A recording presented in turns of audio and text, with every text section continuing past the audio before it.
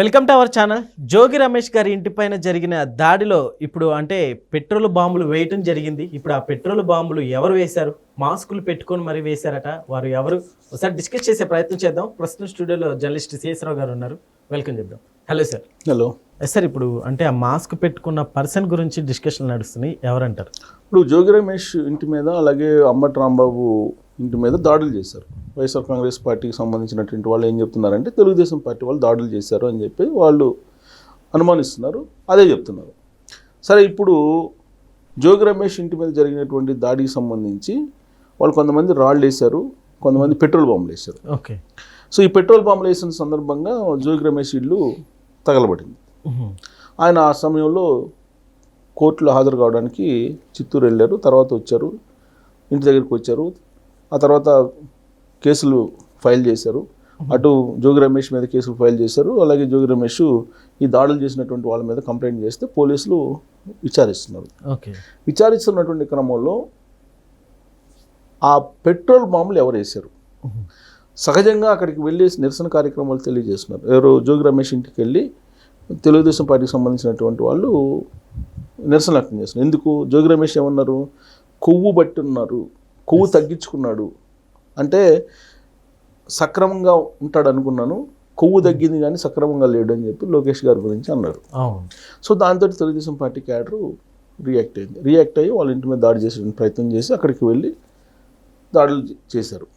అయితే ఆ దాడి జరిగినటువంటి తీరుని కనుక గమనిస్తే ఇది తెలుగుదేశం పార్టీ వాళ్ళు చేసినటువంటి దాడి కాదు అనేటువంటి ఒక అభిప్రాయం ఉంది, తెలుగుదేశం పార్టీ వాళ్ళలో కూడా ఉంది.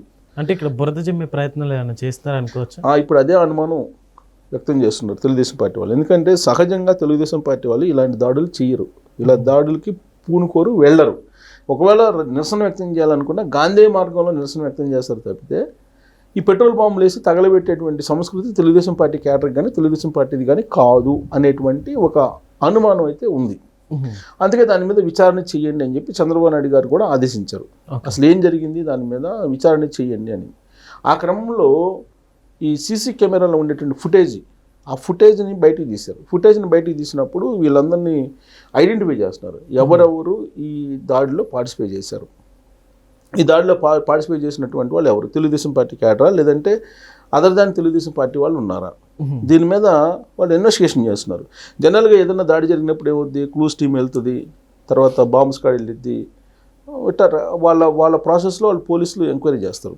దాంట్లో భాగంగా డ్రోన్ కెమెరాతో తీసినటువంటి విజువల్స్లో వీళ్ళు అబ్జర్వ్ చేస్తున్నారు. ఎందుకంటే జనరల్గా పోలీసులు ఏదైనా ఒక ఇలాంటి మాబ్ దాడి ఇలాంటివి జరిగినప్పుడు వాళ్ళు డ్రోన్ కెమెరాస్ని వాడుతున్నారు ఈ మధ్యకాలంలో.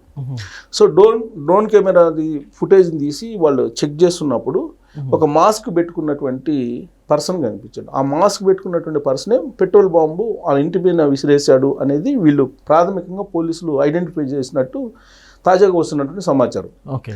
సో అక్కడ నీకు మాస్క్ పెట్టినటువంటి వ్యక్తి ఎవరు అనేది ఐడెంటిఫై చేస్తున్నారు. జనరల్గా నీకు మాస్క్ పెట్టుకున్నటువంటి వ్యక్తిని ఐడెంటిఫై చేయడం కష్టం. మామూలుగా ఎవరెవరు పార్టిసిపేట్ చేశారో వాళ్ళందరినీ కనుక స్క్రీన్లో మనం మొత్తం ఇన్సర్ట్ చేసేసి దానిలో తర్వాత మనం జూమ్ ఇన్ చేస్తే క్లారిటీగా కనపడతారు. కానీ ఇక్కడ మాస్క్ పెట్టుకున్నటువంటి వ్యక్తిని ఐడెంటిఫై చేయలేకపోతున్నారు. దానికి ఇప్పుడు ఆర్టిఫిషియల్ ఇంటెలిజెన్స్ లాంటి టెక్నాలజీని ఉపయోగిస్తున్నారు. అంటే ఈ మాస్క్ పెట్టుకున్నటువంటి వ్యక్తి తెలుగుదేశం పార్టీయా కాదా, లేదంటే వైఎస్ఆర్ కాంగ్రెస్ పార్టీకి సంబంధించినటువంటి కోర్టులో ఏమన్నా జ్వరబడ్డారా అనేటువంటి అనుమానం కలుగుతుంది. చంద్రబాబు నాయుడు గారు ఎప్పుడూ చెప్పారు, తెలుగుదేశం పార్టీలో కొంతమంది వైఎస్ఆర్ కాంగ్రెస్ పార్టీకి సంబంధించినటువంటి కోర్టులు ఉన్నారు, జ్వరబడ్డారు, వాళ్ళ పట్ల మీరు జాగ్రత్తగా ఉండండి, వాళ్ళు నేరం చేసి ఆ నేరాన్ని తెలుగుదేశం పార్టీ క్యాడర్ మీద వేసేటువంటి అవకాశం ఉందని చెప్పేసి తరచూ చంద్రబాబు నాయుడు గారు చెప్తూనే ఉన్నారు. ఈవెన్ కడపలో జరిగినటువంటి మహానాడు వేదిక మీద కూడా ఆయన ఇదే చెప్పారు. ఓకే. ఏది వైఎస్ఆర్ కాంగ్రెస్ పార్టీ కోర్టులు ఉన్నారు, మీరు జాగ్రత్తగా ఉండండి, నేరం చేసేది మీ మీద వేస్తారు, వైఎస్ఆర్ కాంగ్రెస్ పార్టీ అనేది నేరం చేసి ఎదుటోళ్ళ మీద వేయటంలో చాలా ఆరితేరిపోయింది ఆ పార్టీ అని చెప్పి ఉదహరిస్తూ బాబాయ్ మర్డర్ కేసుకు సంబంధించి కూడా ఇదే చేశారు, కోడికత్తి కేసు కూడా ఇదే చేశారు. ఓకే. కాబట్టి మీరు వాళ్ళ పట్ల జాగ్రత్తగా ఉండండి. ఇప్పుడు పార్టీలోకి వస్తున్నటువంటి వాళ్ళని మనం కాదనలేము, వస్తున్నారు కొంతమంది, అప్పటికీ కొంతమందిని మేము స్క్రూటినీ చేసి ఆపేస్తున్నాము. కానీ పార్టీలో చేరిన తర్వాత కూడా కొంతమంది నమ్మదగిన వ్యక్తులుగా వ్యవహరించట్లేదు, కొంతమంది వైఎస్ఆర్ కాంగ్రెస్ పార్టీ కోర్టులు ఉన్నారు, వాళ్ళ పట్ల మీరు జాగ్రత్తగా ఉండండి అని చెప్పి ఆయన చెప్పారు.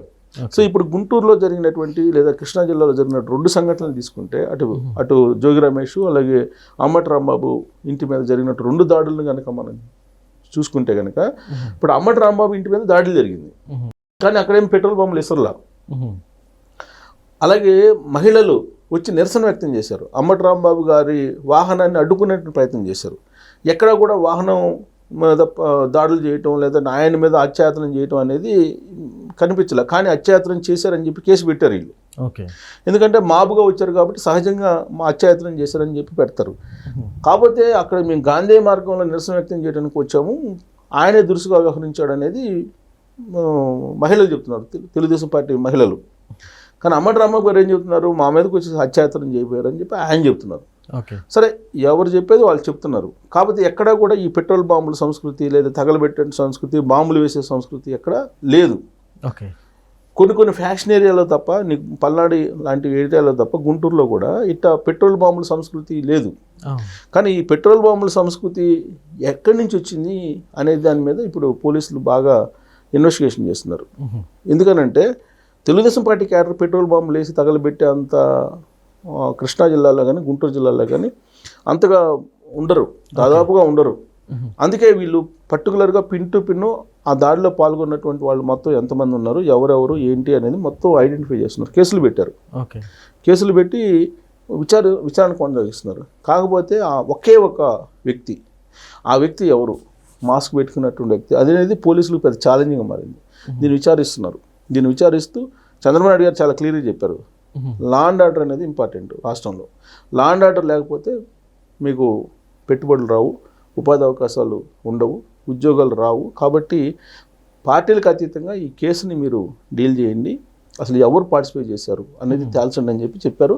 ఆ మేరకు పోలీసులు విచారణ చేస్తూ ఉన్నారు. చంద్రబాబు నాయుడు గారు పరిపాలన ఎలా ఉంటుంది అని అంటే, మనం కొంచెం వెనక్కి వెళ్తే కనుక 90s వెళ్తే చాలా క్లియర్గా అర్థమవుతుంది. ఆయన 95లో ముఖ్యమంత్రిగా ప్రమాణ స్వీకారం చేసినప్పుడు అప్పుడు రాష్ట్రంలో నక్సలిజం, ఫ్యాక్షనిజం, రౌడీయిజం 3 ఉండేవి. అవును. సో ఆయన ఏం చేశాడు, ఫస్ట్ రౌడీజాన్ని లేకుండా చేశారు. ఆ తర్వాత 99లో వచ్చిన తర్వాత నుంచి ఫ్యాక్షనిజాన్ని లేకుండా చేశారు. ఆ తర్వాత నక్సలిజం లేకుండా చేసిన ప్రయత్నం ఆరంభించారు. కాకపోతే ఓడిపోయారు 2004లో. ఈ 3 రాష్ట్రానికి అప్పుడు చాలా పెద్ద ప్రమాదకరంగా ఉన్నాయి. నక్సలిజం, ఫ్యాక్షనిజం, అలాగే రౌడీయిజం. ప్రధానంగా ఈదికి ఒక రౌడీ మినిమం ఉండేవాళ్ళు అప్పట్లో. చంద్రబాబు నాయుడు గారు పార్టీలకు అతీతంగా రౌడీల్ని వెంటాడి వాళ్ళని కేటగిరైజ్ చేసి బైండ్ ఓవర్ కేసులు పెట్టించి చాలా గందరగోళం చేసి రౌడీజాన్ని లేకుండా చేయగలిగారు. మరి ఇది ఎలా సాధ్యం? పార్టీలకు అతీతంగా చేయబట్టి సాధ్యం. ఇప్పుడు కూడా ఇలాంటివి జరగకూడదు అని చెప్పి ఆయన అనుకుంటారు. కాబట్టి పార్టీలకు అతీతంగానే విచారణ చేయమంటారు. అసలు ఆ మాబ్ ఎవరు, మాబ్లో ఉన్న మాస్క్ వ్యక్తి ఎవరు తేల్చండి అని చెప్పి ఇప్పుడు డైరెక్ట్గా కూటమే డిమాండ్ చేస్తుంది. సో మరి ఆ వ్యక్తి ఎవరు బయటకు వస్తే తప్ప ఇప్పుడు దాడులు చేసింది, ఆ పెట్రోల్ బాంబులు వేసింది వైఎస్ఆర్ కాంగ్రెస్ పార్టీ కోట్ల లేదా తెలుగుదేశం పార్టీ వాళ్ళ అనేది తెలియ అవకాశం లేదు. Okay sir, thank you.